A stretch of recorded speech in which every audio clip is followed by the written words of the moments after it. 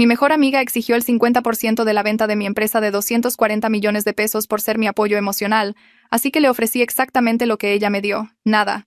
Carla y yo habíamos sido mejores amigas desde la secundaria. Hacíamos todo juntas. Sobrevivimos al drama de la preparatoria. Elegimos la misma universidad e incluso vivimos juntas en el penúltimo año. Después de la graduación, ella consiguió un trabajo de marketing en una gran empresa ganando un sueldo decente, mientras yo trabajaba de mesera y desarrollaba mi idea de negocio por las noches. Estaba creando esta aplicación que conectaba a los agricultores locales con los restaurantes, eliminando a los distribuidores y ahorrando dinero a ambas partes. Carla me escuchaba hablar de ello mientras tomábamos vino, asintiendo mientras revisaba su celular.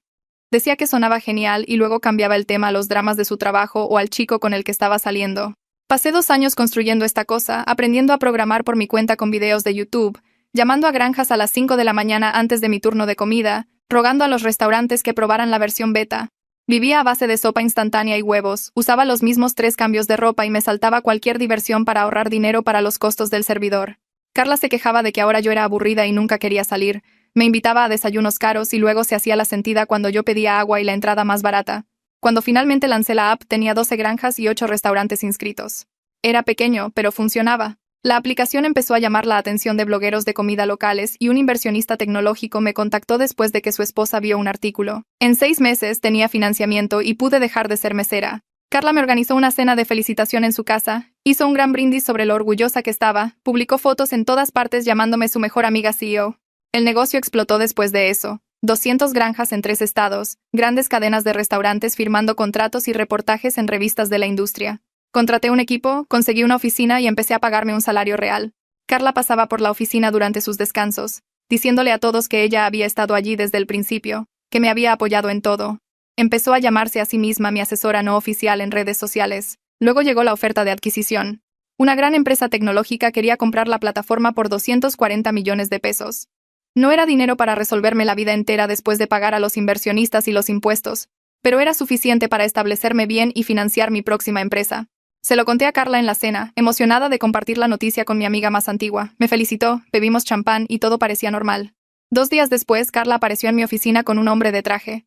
Lo presentó como su abogado y dijo que necesitaban discutir su participación accionaria antes de que se concretara la venta. Me reí pensando que era una broma rara, pero no lo era. Carla se sentó frente a mi escritorio y explicó que había sido mi sistema de apoyo emocional durante la fase de construcción, mi paño de lágrimas, mi consultora no oficial. Dijo que había sacrificado noches de fiesta para escuchar mis problemas, me había dado consejos sobre los colores del logotipo e incluso me había ayudado a elegir el nombre de la empresa durante una borrachera que apenas recordaba. Su abogado tenía papeles que mostraban que ella merecía el 50% basándose en sus contribuciones como asesora fundadora. Le pregunté si hablaba en serio. Ella dijo que las mejores amigas que construyen algo juntas deberían compartir el éxito. Le recordé que ella tuvo un trabajo de tiempo completo todo el tiempo mientras yo trabajaba semanas de 80 horas. Ella dijo que el trabajo emocional seguía siendo trabajo. Le pregunté qué trabajo específico había hecho para la empresa. Dijo que me escuchó desahogarme, animándome cuando quería renunciar y estuvo presente durante mi viaje. Su abogado asintió como si esto fuera legítimo. Les dije a ambos que se largaran. Carla empezó a llorar, diciendo que yo estaba eligiendo el dinero sobre la amistad, que ella había creído en mí cuando nadie más lo hizo. Publicó en todas partes que la había traicionado después de todo lo que había sacrificado para apoyar mi sueño. Amigos en común empezaron a enviarme mensajes preguntando por qué estaba siendo tan fría con Carla. Algunos decían que tenía razón sobre que el apoyo emocional era valioso. Su mamá llamó a mi mamá, diciendo que le había roto el corazón a su hija. Fue entonces cuando decidí darle a Carla exactamente lo que se había ganado. Saqué cada intercambio de mensajes que habíamos tenido durante esos 2 años. Cientos de mensajes donde yo compartía actualizaciones sobre el negocio, y ella respondía con un ok. O qué padre antes de enviar 20 mensajes sobre su vida amorosa. Encontré los correos donde le rogaba que revisara mi plan de negocios y ella nunca abrió los archivos adjuntos. Las notas de voz donde le pedía opinión y ella decía que estaba demasiado cansada de su trabajo real para pensar en mi pasatiempo. Lo recopilé todo en un documento mostrando su contribución real, que fue 0. Luego calculé el valor justo de mercado del apoyo emocional. Resulta que los terapeutas cobran unos 4,000 pesos la hora. Carla tal vez me había escuchado hablar del negocio durante 40 horas en total durante 2 años, siendo generosa. 160,000 pesos de apoyo emocional si lo llamamos servicios profesionales. Hice que mi abogada redactara una oferta, 160,000 pesos por sus contribuciones como consultora de apoyo emocional, con la condición de que firmara la renuncia a cualquier reclamo futuro sobre la empresa. Se lo envié a su abogado con mi documentación de su participación real, que era nula. Su abogado llamó de vuelta, y lo que dijo me hizo reír. De hecho, se rió y dijo que su cliente aceptaría los 160,000 más 40 millones de pesos adicionales como un acuerdo de buena fe para evitar el litigio. Le dije que procediera y presentara la demanda que quisiera porque yo tenía pruebas de sobra. Se quedó callado un segundo, probablemente sin esperar que yo aceptara el reto. Luego dijo que estaríamos en contacto y colgó. Me senté en mi escritorio mirando mi teléfono, con las manos temblando de rabia más que de miedo. 40 millones de pesos además de los 160,000, por hacer literalmente nada. El descaro hizo que me hirviera la sangre. Mi abogada llamó esa noche sonando casi emocionada. Explicó que la posición legal de Carla era tan débil que cualquier juez con medio cerebro la desestimaría de inmediato. Dijo que deberíamos dejar que presentaran la demanda para poder contrademandar por honorarios legales y acoso. La forma en que lo dijo me hizo pensar que ella realmente quería esta pelea. Como si estuviera cansada de ver a la gente salirse con la suya con intentos de extorsión disfrazados de amistad. Le pregunté si esto arruinaría la adquisición. Y prometió que no. Dijo que las demandas frívolas ocurren todo el tiempo en los negocios y que la empresa compradora entendería. Quería creerle, pero todavía sentía un nudo en el estómago. Pasé los siguientes 2 días revisando 6 años de amistad con otros ojos, viendo todos los momentos en los que Carla hacía que todo se tratara de ella. Cada celebración mía se convertía en su oportunidad para tomarse fotos. Mi fiesta de lanzamiento de la app se convirtió en su oportunidad para hacer contactos y repartir tarjetas de presentación. Mi primera reunión con inversionistas, por la que estaba nerviosa, recibió 3 mensajes de apoyo de ella seguidos de 40 mensajes sobre un tipo que no le contestaba. Cada lucha mía se convertía en ruido de fondo para sus dramas de citas o quejas laborales. Encontré viejas entradas de diario donde escribía sobre sentirme sola a pesar de tener una mejor amiga, sin entender por qué me sentía así. Ahora lo entendía. Ella nunca estuvo realmente ahí. Los mensajes de amigos en común empeoraron. Gente con la que apenas hablaba de repente me enviaba mensajes exigiendo que simplemente le diera algo para mantener la paz. Decían que no valía la pena perder una amistad por dinero, que yo estaba siendo terca y fría. Empecé a tomar capturas de pantalla de cada mensaje donde ponían los sentimientos de Carla por encima del hecho de que ella literalmente estaba tratando de robarme millones. Una chica que conocí en la universidad escribió un mensaje largo sobre cómo el éxito cambia a la gente, y que tal vez debería recordar de dónde venía. Quise responder que yo venía de ser mesera y comer sopas instantáneas, no del sofá de Carla, pero no lo hice. Solo tomé la captura y la agregué a mi creciente colección de personas mostrando sus verdaderos colores. Mi inversionista tecnológico llamó sonando preocupado por el cronograma de adquisición y si esta amenaza legal arruinaría la venta. Le dije que mi abogada dijo que era frívolo y no impactaría nada, tratando de sonar más segura de lo que me sentía. Sin embargo, podía escuchar la preocupación en su voz, ese tono cuidadoso que la gente usa cuando trata de no asustarte, pero definitivamente están preocupados. Preguntó si necesitaba algo y dije que no. Solo quería superar esto y cerrar el trato.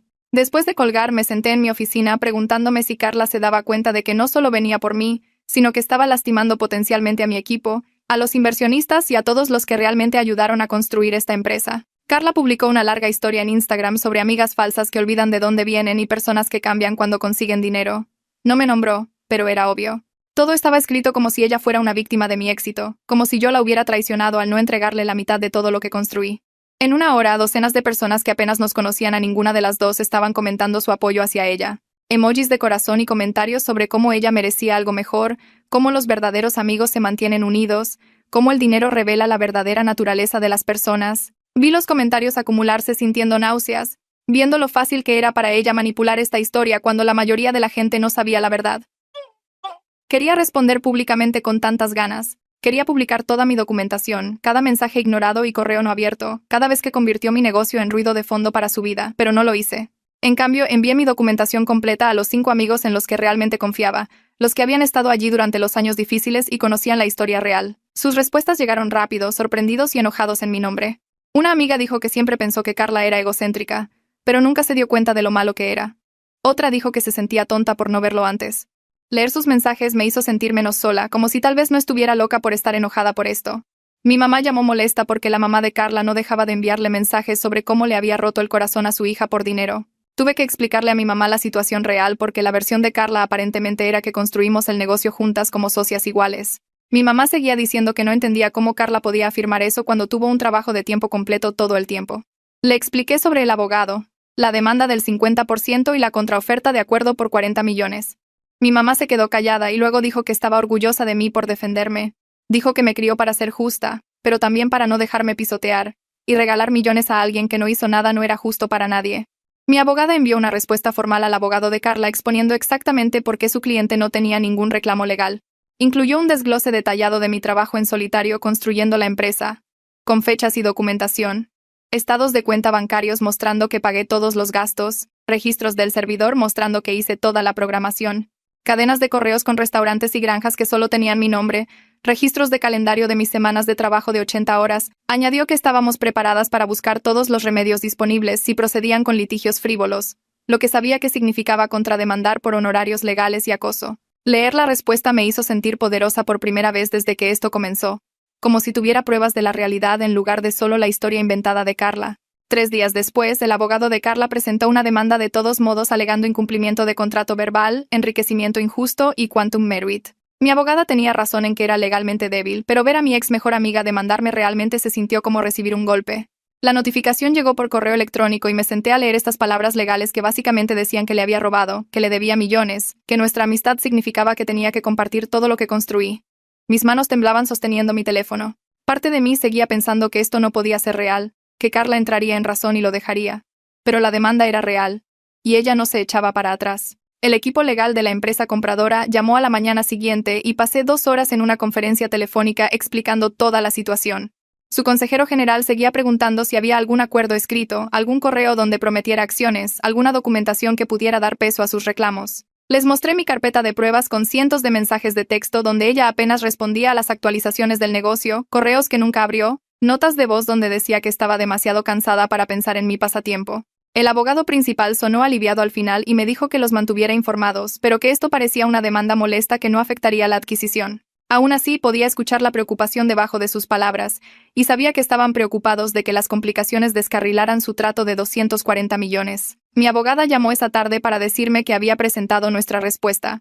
Sonaba casi emocionada mientras explicaba que no solo estábamos negando los reclamos, sino contraatacando con una contrademanda por honorarios legales, abuso de proceso e imposición intencional de angustia emocional. Dijo que íbamos con todo porque personas como Carla necesitaban aprender que hay consecuencias por tratar de extorsionar a sus amigos exitosos. La contrademanda exponía cómo Carla tenía un trabajo de marketing de tiempo completo durante todo el periodo que afirmó estar construyendo mi empresa. Cómo nunca contribuyó con trabajo o experiencia comercial.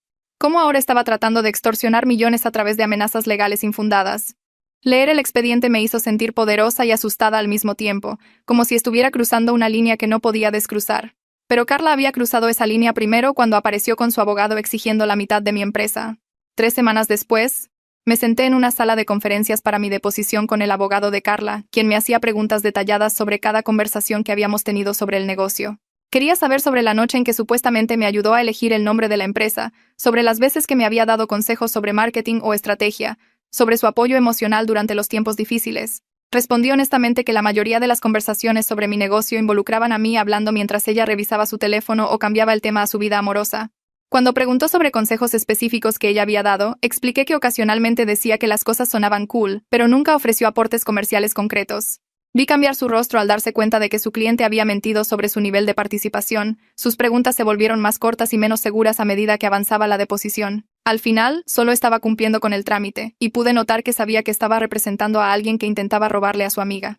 Mi abogada me llamó la semana siguiente después de la deposición de Carla, sonando satisfecha de una manera que me dijo que las cosas habían ido mal para el otro lado.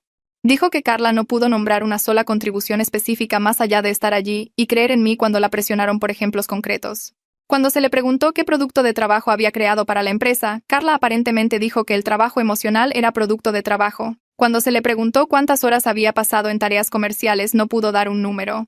Cuando se le pidió que describiera su papel en la empresa, dijo que era la consultora de apoyo emocional y paño de lágrimas. Mi abogada dijo que la taquígrafa de la corte apenas ocultaba sus reacciones y el propio abogado de Carla parecía incómodo al final. Me dijo que teníamos todo lo necesario para que esto se desestimara y probablemente ganar nuestra contrademanda por honorarios. 2 amigos en común se acercaron para disculparse después de que los documentos legales se hicieran semipúblicos a través del grupo de amigos.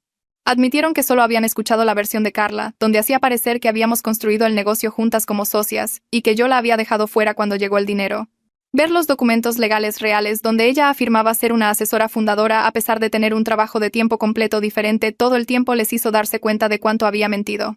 Una amiga dijo que se sentía estúpida por no cuestionar más cuidadosamente la historia de Carla, ya que todos sabían que ella había estado trabajando en la firma de marketing durante esos años. La otra amiga dijo que estaba horrorizada de que Carla realmente me demandara por algo tan obviamente falso, y se preguntaba sobre qué más había mentido Carla a lo largo de los años. Sus disculpas se sentían bien, pero también me entristecía que se necesitaran documentos legales para que la gente me creyera a mí sobre su acto de víctima. El juez programó una audiencia preliminar para 6 semanas después para abordar lo que el expediente llamaba la naturaleza obviamente frívola de los reclamos. Mi abogada confiaba en que conseguiríamos que la mayor parte se desestimara de inmediato, ya que Carla no tenía evidencia de ningún acuerdo o contribución comercial real. Pero me advirtió que incluso con un caso débil, el proceso significaba meses de mi vida consumidos por esta batalla legal, fechas de corte y reuniones con abogados y estrés constante sobre lo que Carla podría reclamar a continuación. La adquisición seguía adelante, pero tuve que revelar la demanda a la empresa compradora y ver a sus abogados ponerse nerviosos por posibles complicaciones. Cada día se sentía como llevar un peso extra sabiendo que mi ex mejor amiga estaba tratando activamente de robarme millones a través del sistema legal. Me volqué en el trabajo para evitar pensar en la demanda, enfocándome en la transición de la adquisición y asegurándome de que mi equipo estuviera cuidado. Pasé largas horas documentando procesos y capacitando al personal de la empresa compradora en los sistemas de la plataforma. Varios empleados me llevaron aparte para decirme que estaban disgustados por lo que Carla estaba haciendo porque habían visto lo duro que trabajé para construir esta empresa. Un desarrollador dijo que me recordaba durmiendo en la oficina durante los primeros días mientras Carla publicaba historias de Instagram desde desayunos elegantes. Otra empleada dijo que había conocido a Carla un par de veces cuando pasó por la oficina y siempre pensó que era raro cómo actuaba como si fuera parte de la empresa cuando claramente trabajaba en otro lugar. Su apoyo ayudó, pero no podía borrar completamente el estrés de saber que alguien intentaba destruir lo que había construido. La campaña de redes sociales de Carla continuó con publicaciones vagas sobre la traición y personas mostrando sus verdaderos colores cuando hay dinero de por medio. Publicó citas sobre amigos falsos y lealtad y defenderse contra personas que te usan.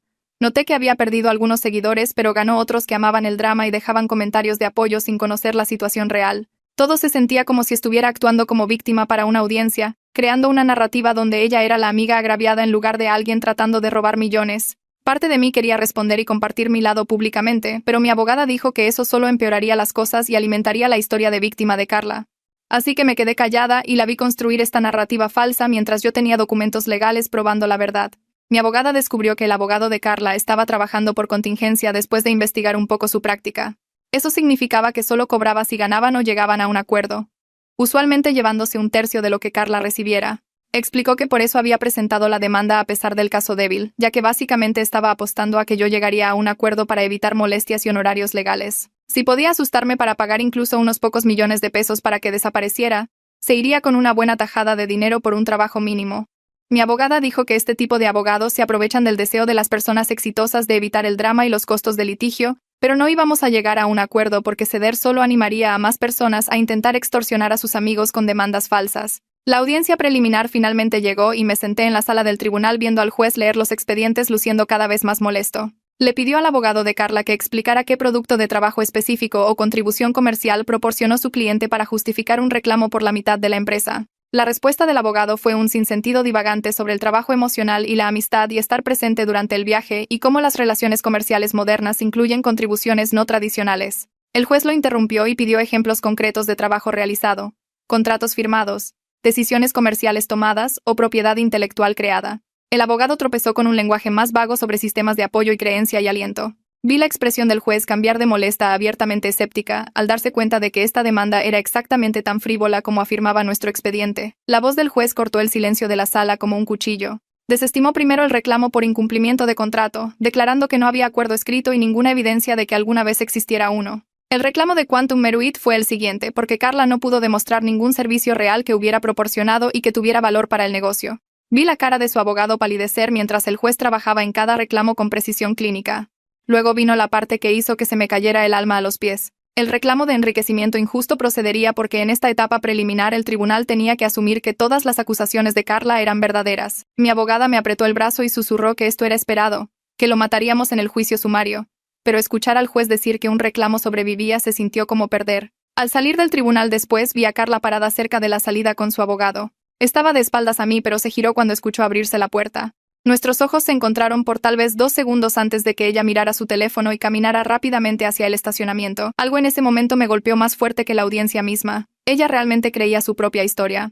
Se había convencido de que escucharme hablar sobre el negocio con vino la convertía en socia fundadora. El engaño era tan completo que había contratado a un abogado y presentado una demanda basada en nada más que su versión retorcida de nuestra amistad. Me quedé allí viéndola desaparecer en una esquina y me di cuenta de que nunca la había conocido realmente. Mi abogada presentó la moción de juicio sumario 3 días después.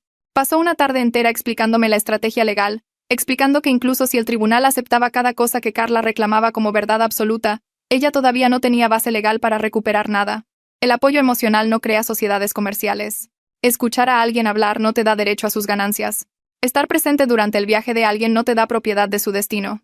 La moción tenía 50 páginas de argumentos legales respaldados por jurisprudencia que mostraban que la amistad, sin importar cómo Carla quisiera darle la vuelta, no era un contrato. Mi abogada dijo que tendríamos un fallo dentro de 60 días a menos que el juez fuera completamente incompetente, y basándose en la audiencia preliminar, no creía que la incompetencia fuera el problema. El CEO de la empresa compradora me llamó 2 días después de que presentamos la moción. Lo había conocido 2 veces durante las negociaciones, pero esto se sintió diferente, más personal.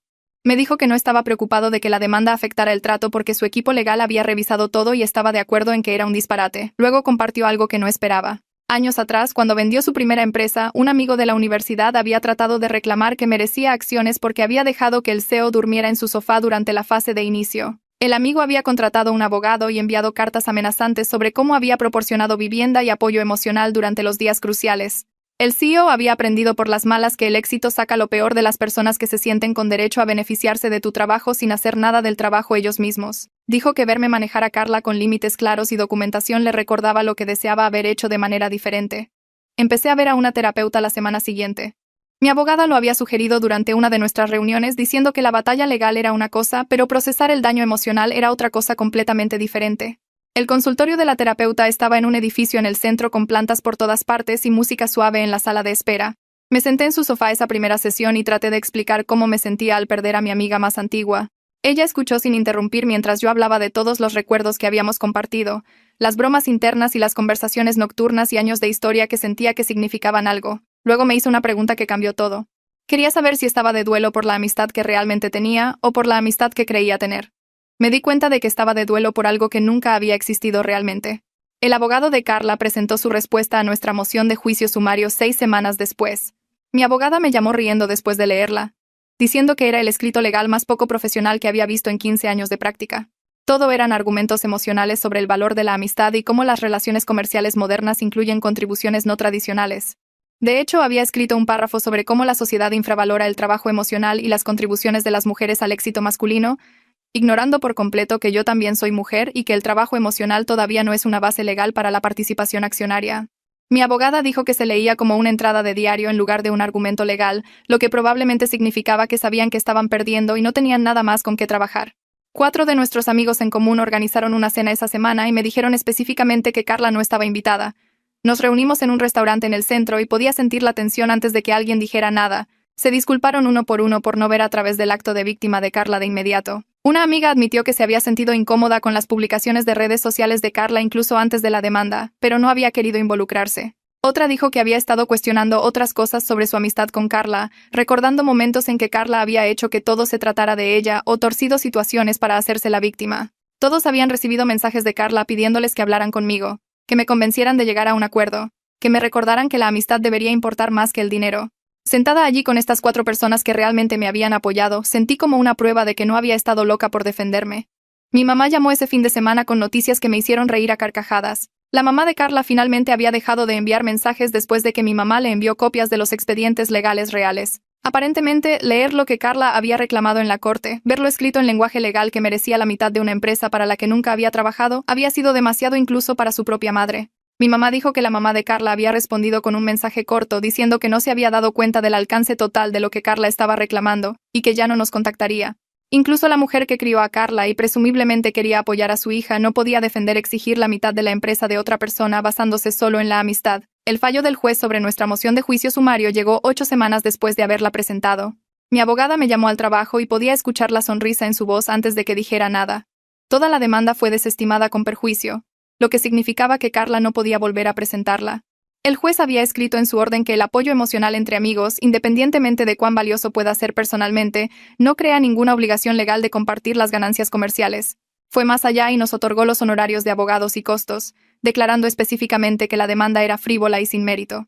Mi abogada dijo que el lenguaje era inusualmente duro, y probablemente significaba que el juez estaba molesto porque este caso había hecho perder el tiempo al tribunal. Me senté en mi escritorio mirando el correo electrónico con la orden judicial adjunta y sentí que algo cambiaba dentro de mi pecho. 2 días después, el abogado de Carla presentó un aviso de apelación. Mi abogada lo llamó una táctica dilatoria antes de que pudiera entrar en pánico. Explicó que el fallo era legalmente sólido y ganaríamos la apelación fácilmente, pero significaba otros meses de esto arrastrándose mientras el Tribunal de Apelaciones revisaba todo y llegaba a la misma conclusión que el juez de primera instancia. Cambié mi enfoque al trato de adquisición, impulsando el papeleo final y las negociaciones con la empresa tecnológica. Mi abogada me mantenía actualizada sobre el estado de la apelación, pero confiaba en que no afectaría nada. El equipo legal de la empresa compradora hizo una revisión más de todo, verificando que la desestimación de la demanda fuera sólida y final. Su CEO me llamó personalmente para decirme que estaban impresionados por cómo había manejado toda la situación. Me dijo que la mayoría de los emprendedores habrían entrado en pánico o llegado a un acuerdo solo para que desapareciera. Pero yo había protegido el negocio y me había mantenido firme. La llamada me hizo sentir que había hecho algo bien más allá de simplemente construir un buen producto. Durante las siguientes 3 semanas finalizamos cada detalle de la venta. Me reuní con mi equipo para explicar qué pasaría después de la adquisición, asegurándome de que todos supieran que sus trabajos estaban seguros y que la nueva empresa valoraba lo que habíamos construido. Varios empleados me llevaron aparte para decirme que estaban contentos de que no hubiera dejado que alguien se llevara el crédito por un trabajo que no hizo.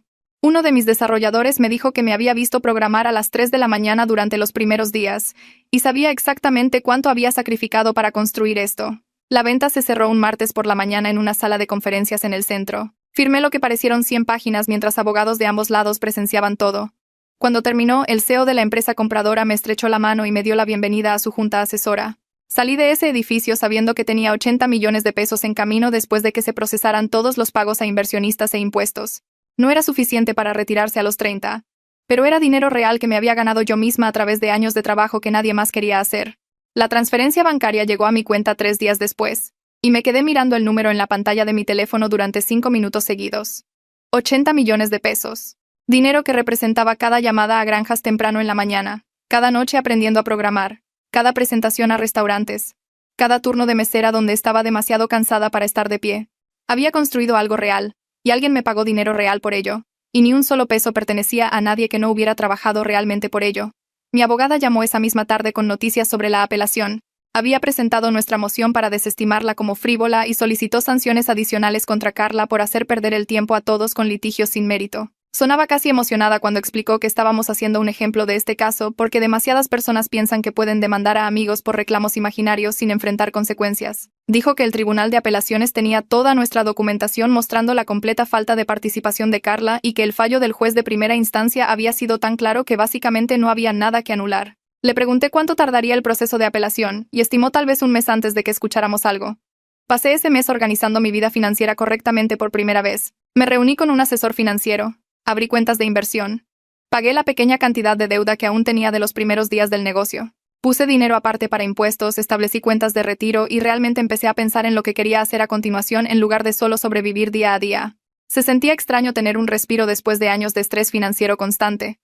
3 semanas y 2 días después de que mi abogada presentó la moción de desestimación, me llamó mientras estaba haciendo el mandado. El Tribunal de Apelaciones había desestimado la apelación de Carla sin siquiera requerir que presentáramos un escrito de respuesta. Habían leído el expediente del Tribunal de Primera Instancia, mirado nuestra moción y decidido que todo el asunto era tan obviamente frívolo que no iban a perder tiempo en argumentos orales o escritos. Aún mejor, nos habían otorgado honorarios de abogados adicionales más 300,000 pesos en sanciones contra Carla personalmente por perseguir un litigio que no tenía mérito legal. Mi abogada prácticamente se reía cuando explicó que el Tribunal de Apelaciones había usado un lenguaje en su orden que básicamente señalaba a Carla por tratar de abusar del sistema legal. Me quedé parada en la sección de frutas y verduras sosteniendo una bolsa de manzanas y sentí una ola de satisfacción que era casi aterradora en su intensidad. 2 días después, mi abogada me reenvió un correo electrónico del abogado de Carla. Se retiraba de representarla, con efecto inmediato. El correo era profesional, pero se podía leer entre líneas que había terminado de trabajar gratis en un caso que ahora había perdido 2 veces. Mi abogada dijo que la mayoría de los abogados de contingencia seguirán con una apelación si creen que hay alguna posibilidad de ganar, pero este tipo claramente se había dado cuenta de que Carla le había mentido sobre su participación real en mi empresa. Sentí una especie de satisfacción sombría al saber que el intento de Carla de robarme ahora le estaba costando dinero en lugar de hacerla rica. Tendría que pagar nuestros honorarios de abogados tanto del juicio como de la apelación más las sanciones de ambos tribunales. Mi abogada estimó que serían alrededor de 640,000 pesos en total y dijo que sería agresiva para cobrarlo porque la gente necesitaba aprender que las demandas de amistad tienen consecuencias reales. El pago apareció en la cuenta de fideicomiso de mi abogada unos 10 días después. Llamó para decirme que el cheque había pasado y estaba procesando la distribución final para cubrir nuestros honorarios. Mencionó que el cheque había venido de una cuenta con el nombre de Carla y el nombre de su padre, lo que significaba que sus padres probablemente lo habían pagado, ya que Carla definitivamente no tenía ese tipo de dinero por ahí. Pensé en la mamá de Carla llamando a mi mamá para hacerla sentir culpable por romper el corazón de su hija, y ahora los propios padres de Carla sabían exactamente lo que había intentado hacer. Habían visto el documento de la corte detallando sus reclamos, leído los fallos del juez llamando frívola a la demanda, y luego escrito un cheque por 640,000 pesos para cubrir las consecuencias de la codicia de su hija. Durante las siguientes semanas, varios amigos en común me contactaron para contarme lo que Carla estaba diciendo sobre todo. Aparentemente, se había estado quejando de que el sistema legal estaba amañado a favor de la gente rica, que los jueces se ponían del lado de quien tuviera más dinero, que nunca tuvo una oportunidad justa porque yo podía pagar mejores abogados. La disonancia cognitiva era casi impresionante. Ella literalmente estaba tratando de hacerse rica con mi trabajo, exigiendo la mitad de 240 millones por no hacer nada, y ahora se hacía la víctima sobre que los ricos tienen ventajas. Una amiga me dijo que Carla había publicado algo en redes sociales sobre cómo el sistema de justicia protege la riqueza sobre las relaciones, y un montón de gente que no conocía la historia real había comentado apoyándola. No respondí ni me enganché porque, ¿cuál era el punto? La gente que importaba sabía la verdad y Carla podía contarse cualquier historia que necesitara para sí misma. Tomé parte de mi dinero de la adquisición y planeé unas vacaciones para los amigos que realmente me habían apoyado durante la demanda. Las 4 personas que nunca cuestionaron mi lado, que escucharon cuando necesitaba desahogarme, que me recordaron que estaba haciendo lo correcto cuando me sentía culpable. Renté una casa en la playa por una semana y pasamos el tiempo nadando, cocinando y quedándonos despiertos hasta tarde hablando de todo excepto de Carla. Nadie mencionó su nombre ni una vez en todo el viaje, lo que se sintió como el cierre que necesitaba. Estos eran amigos reales que me apoyaban sin esperar nada a cambio, y pasar tiempo con ellos me recordó cómo se veía la verdadera amistad. Cuando regresé de la playa, mi antiguo inversionista tecnológico llamó preguntando si quería conocer a otros emprendedores con los que trabajaba. Les había estado contando mi historia, tanto el éxito del negocio como cómo había manejado la demanda, y varias personas querían hablar conmigo sobre sus propias empresas en etapa inicial. Empecé a reunirme con fundadores que estaban donde yo había estado hace 2 años, tratando de averiguar cómo construir algo sostenible. Compartí lo que había aprendido sobre desarrollo de productos, adquisición de clientes, formación de equipos, y cómo protegerse legalmente de personas que podrían reclamar que merecen acciones que no ganaron. Ayudar a otras personas a evitar mis errores se sintió más significativo que sentarme a pensar en la traición de Carla. Una mujer a la que aconsejé estaba lidiando con una amiga que seguía insinuando que merecía acciones por apoyo emocional, y pude guiarla exactamente sobre cómo documentar todo y establecer límites claros antes de que se convirtiera en un desastre legal. Verla manejarlo proactivamente en lugar de reactivamente como yo tuve que hacerlo me hizo sentir que algo bueno había salido de mi experiencia. 6 meses después de que la demanda terminara oficialmente, me encontré con Carla en una cafetería en el centro. Estaba esperando mi pedido cuando la vi entrar y nuestros ojos se encontraron por tal vez 2 segundos antes de que ella literalmente se diera la vuelta y saliera caminando. Parte de mí se sintió triste de que nuestra amistad hubiera terminado de esta manera. Que alguien a quien conocía desde la secundaria fuera ahora alguien que ni siquiera podía estar en la misma habitación que yo. Pero sobre todo me sentí aliviada de no tener que fingir más. No tenía que actuar como si su mínimo interés en mi vida hubiera sido un apoyo real. No tenía que minimizar mi propio trabajo para hacerla sentir mejor sobre sus decisiones. No tenía que mantener una amistad que probablemente había sido unilateral durante años antes de que la demanda lo hiciera obvio. Tomé mi café y caminé de regreso a mi auto sintiéndome más ligera de lo que me había sentido en meses. Un par de semanas después de ese momento en la cafetería, una de nuestras amigas en común me envió un mensaje diciendo que se había encontrado con Carla en un evento de networking. Aparentemente, Carla pasó todo el tiempo hablando de sus planes para comenzar su propio negocio y cómo iba a ser mucho más exitosa de lo que yo jamás fui. Mi amiga me envió este mensaje como si esperara que yo estuviera molesta o amenazada, pero honestamente solo me sentí cansada. Le respondí que genuinamente esperaba que Carla construyera algo exitoso porque tal vez el proceso de crear realmente una empresa desde cero le enseñaría cómo se ve el trabajo real. Tal vez entendería por qué su apoyo emocional no había valido 120 millones de pesos si tuviera que pasar 2 años enseñándose habilidades por la noche después de trabajar todo el día o llamando en frío a clientes potenciales que le colgaban o comiendo sopa instantánea durante meses para pagar los costos del servidor. Mi amiga respondió con un montón de signos de interrogación como si no pudiera creer que no estuviera enojada. Pero lo decía en serio. Lo mejor que le podría pasar a Carla sería aprender la diferencia entre ver a alguien construir algo y construirlo tú misma. Empecé a pensar en lo que quería hacer a continuación con el dinero de la adquisición. Después de los pagos a inversionistas e impuestos, tenía alrededor de 80 millones para trabajar, lo cual era suficiente para financiar una nueva empresa, sin necesitar capital externo de inmediato. Seguía volviendo a la tecnología agrícola porque había pasado 4 años construyendo relaciones con granjas en 3 estados y entendía sus problemas mejor que la mayoría de la gente de tecnología. Los agricultores con los que había trabajado lidiaban con tanta ineficiencia en sus operaciones desde sistemas de riego que desperdiciaban agua hasta equipos que se descomponían constantemente, y problemas en la cadena de suministro que les costaban dinero cada temporada. Empecé a esbozar ideas para una plataforma que ayudaría a las granjas a optimizar su uso de recursos utilizando análisis de datos y sensores. Nada lujoso o complicado, solo herramientas prácticas que les ahorrarían dinero y harían su trabajo más fácil. Me puse en contacto con algunos de los dueños de granjas que había conocido a través de mi primera empresa, preguntando si podía visitarlos y hablar sobre sus mayores desafíos operativos. 3 de ellos me invitaron en la primera semana, lo que se sintió como una validación de que había construido relaciones reales durante esas llamadas telefónicas temprano en la mañana hace años. Conduje hasta una granja lechera a unas 2 horas de distancia, y pasé la tarde caminando con el dueño mientras me explicaba sus problemas de riego y me mostraba sus registros de mantenimiento de equipos. Confió en mí lo suficiente como para compartir números reales sobre sus costos y pérdidas, que era exactamente el tipo de datos que necesitaba para construir algo útil. El trabajo se sintió bien de una manera que no tenía nada que ver con Carla o la demanda o nada de ese drama. Esto era solo yo haciendo lo que se me daba bien, identificando problemas y encontrando soluciones. Unos días después, mi abogada me envió una carta final cerrando oficialmente el caso. Escribió que estaba orgullosa de mí por defenderme y no retroceder cuando Carla trató de intimidarme con amenazas legales. La carta decía que demasiadas personas llegan a acuerdos en estos intentos de extorsión de amistad porque se sienten culpables por su éxito, como si de alguna manera debieran a otras personas una parte de lo que ganaron a través de su propio trabajo. Explicó que contraatacar de la manera en que lo hice protege a todos porque sienta un precedente de que no puedes simplemente exigir dinero a personas exitosas alegando que brindaste apoyo emocional. Su carta me hizo pensar en cuántos emprendedores probablemente enfrentan situaciones similares y simplemente pagan a la gente para que el problema desaparezca. Me pregunté cuántas personas habían dado dinero a amigos o familiares que se sentían con derecho a su éxito, no porque realmente lo merecieran, sino porque decir no se sentía demasiado difícil o demasiado cruel. Mi abogada terminó la carta diciendo que debería estar orgullosa de mí misma por trazar límites claros y proteger mi trabajo, y que esperaba que más personas siguieran mi ejemplo. Leer esa carta se sintió como un permiso para finalmente dejar atrás por completo toda la situación. Decidí escribir sobre la experiencia sin nombrar a Carla ni incluir ningún detalle que la identificara específicamente. Me enfoqué en las lecciones que había aprendido sobre límites, sobre documentar todo en las relaciones comerciales, sobre no dejar que la culpa anule el sentido común cuando la gente hace demandas irrazonables. Y escribí sobre cómo el apoyo emocional entre amigos es valioso e importante, pero no crea ninguna obligación de compartir las ganancias comerciales, a menos que hubiera un acuerdo real y una contribución de trabajo real. La publicación fue bastante directa, solo yo compartiendo lo que pasó y lo que aprendí, pero la publiqué en algunos foros de emprendedores y subreddits donde pensé que podría ayudar a otras personas. En 2 días, la publicación tenía miles de visitas y cientos de comentarios. Mi bandeja de entrada se llenó de mensajes de personas diciéndome que habían lidiado con situaciones casi idénticas. Amigos o familiares que exigieron dinero después de que se volvieron exitosos. Una mujer me dijo que su hermana trató de reclamar la propiedad de su pastelería porque probó recetas durante la fase de desarrollo.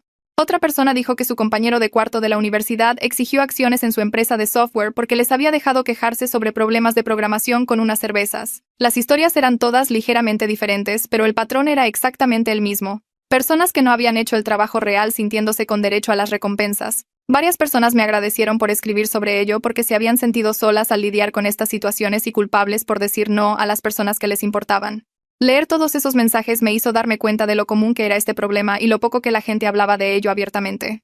Una semana después de que la publicación del blog se hiciera viral, comencé a recibir correos electrónicos de personas preguntando si hablaría en eventos sobre la construcción de negocios y el manejo de situaciones personales difíciles que surgen cuando te vuelves exitoso. Un grupo de emprendimiento femenino quería que hablara en su reunión mensual. Una incubadora de startups preguntó si haría un panel de discusión sobre protegerse legalmente como fundador. Una escuela de negocios me invitó a hablar con sus estudiantes sobre desafíos del mundo real que no se cubren en las clases. Dije que sí a todos porque me di cuenta de que mi experiencia, por dolorosa que hubiera sido, en realidad me posicionaba para ayudar a otras personas a evitar problemas similares o manejarlos mejor si surgían. El primer evento fue en un espacio de coworking en el centro donde unas 30 mujeres emprendedoras se reunieron para la reunión mensual. Conté mi historia sin nombrar a Carla, enfocándome en los pasos específicos que tomé para protegerme y las lecciones que aprendí sobre documentación y límites. Durante el periodo de preguntas, casi todas las personas tenían una historia sobre alguien en su vida que se sentía con derecho a su éxito. Terminamos hablando durante 1 hora extra después de que terminó la reunión oficial, todas compartiendo experiencias y consejos. Una periodista que había estado en esa reunión me contactó unos días después, queriendo escribir un artículo sobre rupturas de amistad en contextos empresariales. Dijo que era un tema que afectaba a mucha gente, pero rara vez recibía una cobertura seria porque todos se sentían demasiado culpables o avergonzados para hablar de ello públicamente. Acepté ser entrevistada de forma anónima y ella escribió un artículo realmente reflexivo sobre cómo el éxito puede revelar la verdadera naturaleza de las relaciones que parecían sólidas antes de que el dinero se involucrara. El artículo citó a varios emprendedores que lidiaron con amigos exigiendo acciones o pagos por contribuciones mínimas y ayudó a normalizar la conversación de una manera que hizo que la gente se sintiera menos sola. La periodista me envió el artículo publicado y leí todos los comentarios, que eran en su mayoría personas compartiendo sus propias historias o agradeciéndole por cubrir el tema. A través de los eventos y las respuestas al artículo me conecté con un grupo de unas 8 mujeres emprendedoras que habían lidiado con personas de su pasado exigiendo dinero después de volverse exitosas. Empezamos a reunirnos mensualmente para tomar café, creando una red de apoyo informal donde podíamos hablar honestamente sobre los desafíos del éxito sin que nadie nos juzgara por establecer límites o proteger nuestro trabajo. Reunirme con estas mujeres me hizo darme cuenta de lo común que era este patrón, especialmente para las mujeres que habíamos sido socializadas toda nuestra vida para priorizar las relaciones y acomodar los sentimientos de otras personas sobre nuestras propias necesidades. Hablamos de lo difícil que era decir no a amigos o familiares, incluso cuando sus demandas eran completamente irrazonables, y cuánta culpa cargábamos por elegir nuestro trabajo sobre relaciones que resultaron ser condicionales de todos modos. Mi nueva empresa comenzó a ganar tracción real a medida que desarrollaba la plataforma de tecnología agrícola. Tenía prototipos funcionales de los sistemas de sensores y había firmado acuerdos con 5 granjas para probar la plataforma durante la próxima temporada de crecimiento. Pero esta vez fui mucho más cuidadosa sobre con quién discutía el negocio y cuántos detalles compartía. Había aprendido que no todos merecen acceso a tus sueños y planes, incluso las personas que te importan, porque algunas personas usarán esa información en tu contra más tarde o se sentirán con derecho a tu éxito solo porque lo sabían desde el principio. Mantuve mi círculo pequeño y solo hablaba de detalles específicos con personas que tenían experiencia real para contribuir o algo en juego a través de inversión o asociación. Una tarde, recibí un mensaje en LinkedIn de alguien que decía que solía trabajar con Carla en su firma de marketing. El mensaje explicaba que Carla había sido despedida hace unos meses por tomar crédito repetidamente por el trabajo que otras personas hacían, alegando que había liderado proyectos en los que apenas contribuyó y poniendo su nombre en presentaciones que otros miembros del equipo habían creado. La persona dijo que habían visto mi publicación en el blog y reconocieron el patrón de inmediato, y querían que supiera que el comportamiento de Carla conmigo no fue un incidente aislado, sino parte de cómo operaba en general. Me senté allí mirando ese mensaje durante mucho tiempo, no sintiéndome feliz de que Carla perdiera su trabajo, pero tampoco sorprendida. El patrón siempre había estado ahí. Simplemente no había querido verlo claramente cuando éramos amigas. Siempre había sido rápida para tomar crédito y lenta para hacer el trabajo real, siempre lista para estar en las fotos celebrando el éxito, pero nunca presente para las partes difíciles de construir algo. Le agradecí a la persona por contactarme y luego cerré LinkedIn, sin querer pensar más en Carla. Tomé parte de mi dinero de la adquisición y comencé a invertir en otras startups fundadas por mujeres, queriendo apoyar a emprendedoras que realmente estaban haciendo el trabajo y construyendo negocios reales. Escribí cheques para una plataforma de entrega de comida, una marca de ropa sostenible y una empresa de tecnología de salud, todas fundadas por mujeres que me recordaban a mí misma hace unos años, trabajando horas locas apostando todo en su visión. Varias de las fundadoras me dijeron que tener una inversionista que entendía el viaje hacía una gran diferencia, alguien que sabía lo que se sentía construir algo de la nada y no esperaba resultados de la noche a la mañana o respuestas fáciles. Empecé a ver a una terapeuta unos 3 meses después de que terminara la demanda, no porque me sintiera rota, sino porque quería entender lo que había pasado y asegurarme de aprender de ello. El consultorio de la terapeuta estaba en una casa antigua remodelada con paredes grises suaves y plantas por todas partes, y durante nuestra primera sesión expliqué toda la situación con Carla de principio a fin. La terapeuta escuchó sin interrumpir y luego me preguntó qué había aprendido sobre mí misma a través de la experiencia.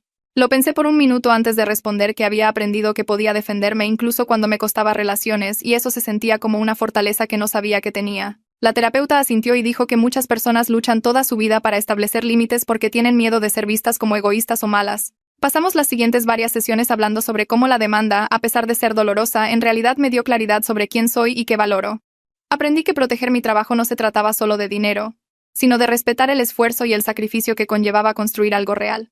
La terapeuta me ayudó a ver que la demanda de Carla fue probablemente el regalo más claro que podría haberme dado, porque me obligó a dejar de fingir que nuestra amistad era algo que no era. Casi al mismo tiempo me reconecté con algunos amigos de mis días de mesera que me habían visto durante la fase de construcción. Me reuní con 3 de ellos para cenar en el mismo restaurante donde habíamos trabajado juntos, y cruzar las puertas me trajo recuerdos de llegar a los turnos de comida agotada por programar toda la noche. Nos sentamos en una cabina en la parte de atrás y preguntaron sobre la venta de la empresa y la situación con Carla, de la cual se habían enterado a través de conexiones mutuas. Les di la versión corta y todos negaron con la cabeza diciendo que no les sorprendía que Carla hubiera hecho algo así.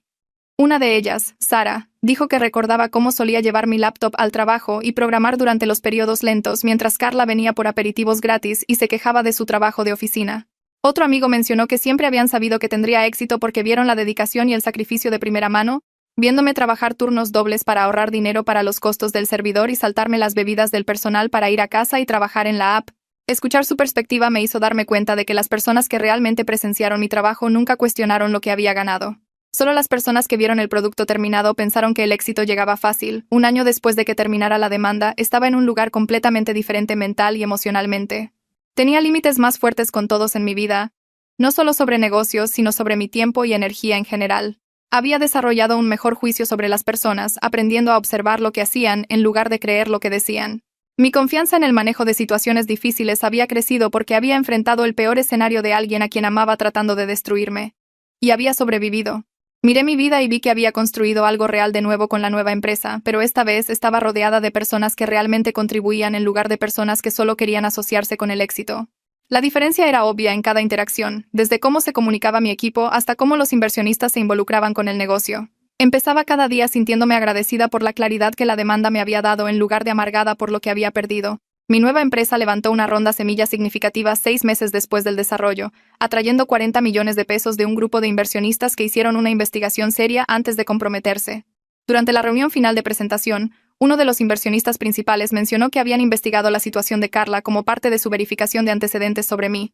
Sentí que se me caía el estómago pensando que esto podría dañar el trato, pero el inversionista dijo que en realidad les dio más confianza en mi liderazgo. Explicó que la forma en que manejé la demanda demostró carácter y juicio comercial, mostrando que podía tomar decisiones difíciles y proteger los activos de la empresa incluso bajo presión emocional. Otro inversionista agregó que demasiados fundadores dejan que las relaciones personales nublen su sentido comercial, y mi voluntad de luchar contra una demanda frívola en lugar de simplemente pagar para que desapareciera mostraba el tipo de columna vertebral que querían en un CEO.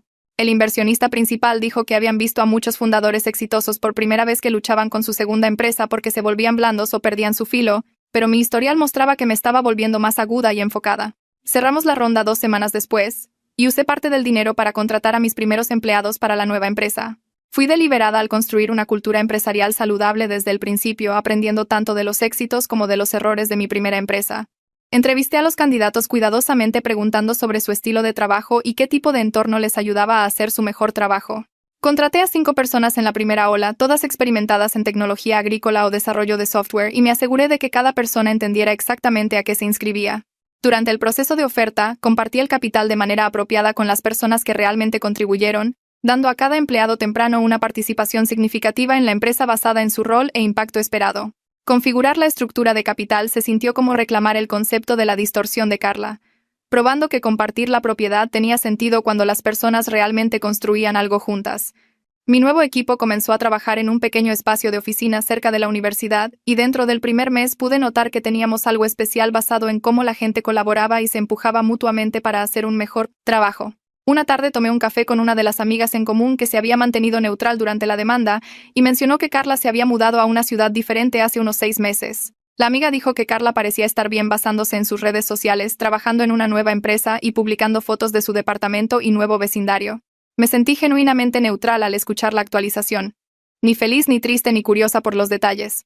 Le dije a mi amiga que esperaba que Carla fuera feliz, pero que no tenía deseo de reconectar o saber más sobre su vida. La amiga asintió y dijo que entendía. Luego cambió el tema para hablar de su propia situación laboral. Caminando de regreso a mi oficina después del café, me di cuenta de que la verdadera curación no se trataba de perdonar a Carla o entender su perspectiva. Se trataba de llegar a un lugar donde ella simplemente ya no importaba en mi vida. Hablé en una conferencia sobre la construcción de negocios sostenibles 3 meses después, presentando ante una sala de unos 200 emprendedores e inversionistas. Mi charla se centró en los desafíos prácticos de escalar la tecnología agrícola y la importancia de construir relaciones reales con los agricultores, en lugar de simplemente tratarlos como puntos de datos. Durante la sesión de preguntas, alguien en la fila de atrás preguntó cómo lidié con la demanda de amistad sobre la que habían leído en la prensa de negocios. La sala se quedó en silencio y pude sentir a todos inclinándose hacia adelante esperando mi respuesta. Dije honestamente que fue doloroso pero necesario y que proteger tu trabajo no es egoísta incluso cuando la gente trata de hacerte sentir culpable por ello. Expliqué que la demanda me enseñó a documentar todo y ser clara sobre quién contribuye qué, lo que me hizo una mejor socia comercial y líder. La persona que preguntó, asintió, y varias otras personas se acercaron después para compartir sus propias historias de amigos o familiares que se sentían con derecho a su éxito. Mi mamá me llamó unas semanas después de la conferencia y dijo que quería hablar de algo que había tenido en mente. Nos reunimos para almorzar en un lugar cerca de su casa y me dijo que estaba orgullosa de cómo manejé todo con Carla. Admitió que inicialmente pensó que debería darle a Carla algo de dinero para preservar la amistad. Tal vez 1 millón o 2 millones de pesos para evitar la batalla legal y mantener la paz. Le pregunté qué cambió su opinión, y dijo que ver cómo se desarrollaba la demanda le hizo entender que la amistad ya estaba rota, y la acción legal de Carla solo lo hizo visible. Mi mamá dijo que había estado pensando en todas las veces a lo largo de los años en que Carla hacía que todo se tratara de ella y se dio cuenta de que el patrón siempre había estado ahí, pero todos lo habíamos excusado porque eso es lo que haces con viejos amigos. Dijo que lamentaba haberme presionado inicialmente para llegar a un acuerdo y que ahora entendía por qué me defendí. Comencé a asesorar a una joven emprendedora llamada Jessica, que se contactó a través de una conexión mutua pidiendo consejo. Nos reunimos en una cafetería y explicó que su mejor amiga de la universidad estaba exigiendo acciones en el negocio que Jessica había construido, alegando que merecía la propiedad porque había sido un apoyo durante los primeros días. La situación era tan similar a la mía que casi me reí, pero en cambio le pedí a Jessica que me explicara exactamente qué había contribuido su amiga frente a lo que Jessica había hecho ella misma. Jessica enumeró todo su propio trabajo y luego admitió que su amiga básicamente solo la había escuchado hablar sobre el negocio ocasionalmente mientras salían. Le di consejos concretos sobre documentación, mostrándole cómo recopilar evidencia de su trabajo real en solitario y la falta de contribución de su amiga. Le expliqué la importancia de los límites y no dejar que la culpa anule el sentido comercial, compartiendo ejemplos específicos de mi propia experiencia con Carla. Jessica salió de la reunión luciendo aliviada y decidida, y 3 semanas después me envió un mensaje de texto diciendo que no le había ofrecido nada a su amiga y la amiga había retrocedido después de ver la documentación. Ayudarla a evitar mis errores se sintió significativo de una manera que me sorprendió. 2 años después de la adquisición, mi nueva empresa prosperaba con 15 empleados, asociaciones con más de 100 granjas e ingresos que excedían nuestras proyecciones. Estaba rodeada de personas que realmente apoyaban mi trabajo en lugar de solo querer beneficiarse de él. Personas que llegaban temprano y se quedaban tarde porque creían en lo que estábamos construyendo. Había construido una red profesional basada en el respeto mutuo y la contribución genuina, donde las personas se ayudaban entre sí porque valoraban la relación, no porque esperaban un pago. Mirando a mi equipo durante nuestra reunión semanal, me sentí agradecida por las duras lecciones que había aprendido con Carla, porque me enseñaron a reconocer el apoyo real frente a la amistad performativa. Mi vida estaba más llena y era más exitosa de lo que había sido antes de la demanda, no a pesar de lo que pasó con Carla, sino en parte gracias a ello. Pasé 3 meses sin pensar en Carla en absoluto, lo que me sorprendió cuando me di cuenta. Surgió durante una llamada de mentoría con una joven fundadora que estaba lidiando con una situación similar y tuve que hacer una pausa para recordar los detalles de lo que pasó.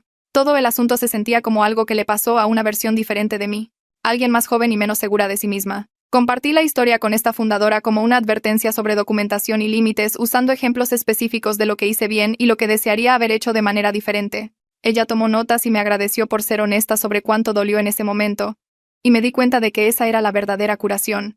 Convertir el dolor en algo útil para alguien más. La demanda y el fin de la amistad todavía importaban en mi historia, pero ya no me definían ni ocupaban espacio en mi cabeza a menos que la sacara deliberadamente para ayudar a alguien. El correo electrónico de la periodista llegó un martes por la mañana preguntando si estaría dispuesta a ser perfilada para una importante publicación de negocios. Mi nueva empresa había alcanzado algunos hitos impresionantes, y querían presentarme en su sección de emprendedores emergentes. Dije que sí y pasé 1 hora al teléfono recorriendo mi viaje desde ser mesera hasta mi primera salida y la construcción de la segunda empresa. La periodista preguntó sobre desafíos y contratiempos, y mencioné la dificultad del proceso de adquisición y aprender a escalar rápidamente, pero la situación de Carla nunca surgió. Cuando el artículo se publicó 2 semanas después, mencionó mi salida exitosa anterior en una frase como contexto de fondo, centrándose en cambio en mi trabajo actual en tecnología agrícola y mi enfoque para construir negocios sostenibles. Toda la pieza era sobre mi trabajo, mi visión, mi equipo, los problemas que estábamos resolviendo, sin drama, sin traición, sin demandas, solo una fundadora que construyó algo valioso, lo vendió y estaba construyendo algo nuevo. Le envié el artículo a mi mamá y ella respondió con 3 emojis de fuerza y dijo que estaba orgullosa de lo lejos que había llegado. Reservé un viaje sola a Islandia para la semana del aniversario de mi empresa, 3 años desde que había comenzado a construir esa primera aplicación en mi pequeño departamento mientras trabajaba turnos dobles. Quería hacer algo significativo para marcar la ocasión, algo que fuera solo para mí. Pasé 5 días caminando por paisajes volcánicos y sumergiéndome en aguas termales, pensando en todo lo que pasó en esos 3 años. Las mañanas tempranas llamando en frío a granjas, el rechazo de restaurantes que pensaban que la idea no funcionaría, la primera vez que vi que mi aplicación realmente le ahorraba dinero a alguien. La reunión con inversionistas que cambió todo, contratar a mi primer empleado, ver crecer el negocio más allá de lo que había imaginado. Luego la oferta de adquisición, Carla apareciendo con su abogado, la demanda, las apelaciones, finalmente ganar. Comenzar de nuevo con esta nueva empresa, construir un equipo en el que confiaba, aprender de mis errores. El viaje incluyó traición y pérdida, momentos en los que cuestioné todo, momentos en los que quise rendirme. Pero también me enseñó una fuerza que no sabía que tenía. Me mostró cómo proteger mi trabajo. Me ayudó a entender la diferencia entre el apoyo real y las personas que solo querían beneficiarse de mi éxito. Regresé de ese viaje sintiéndome en paz de una manera que no lo había hecho antes. Agradecida por todo, incluso las partes difíciles. Sentada en mi oficina 6 meses después mirando fotos de ese viaje a Islandia en mi pared, pensé en Carla por primera vez en semanas. Estaba agradecida de haberle ofrecido exactamente lo que ella me dio, que fue nada, porque nos obligó a ambas a ser honestas sobre lo que realmente era nuestra amistad. Ella quería crédito por mi trabajo sin hacer el trabajo. Quería beneficiarse de mi éxito sin apoyar la lucha. Quería la mitad de algo que nunca ayudó a construir. Contraatacar en lugar de ceder a la culpa me enseñó a establecer límites y proteger lo que creé. Perdí una amistad, pero mantuve mi integridad y mi respeto propio. Ahora estaba rodeada de personas que genuinamente me apoyaban, que aparecían cuando las cosas eran difíciles, no solo cuando las cosas eran exitosas, que celebraban mis victorias sin preguntar qué obtendrían de ello. Mi socio comercial, mi equipo, mis amigos reales, los mentores que me dieron consejos reales, estas eran las personas que pertenecían a mi vida. La demanda me costó dinero y tiempo, y energía emocional, pero me dio claridad sobre quién era y qué valoraba. Construí una vida y una carrera en mis propios términos con personas que respetaban mi trabajo en lugar de tratar de reclamarlo como propio.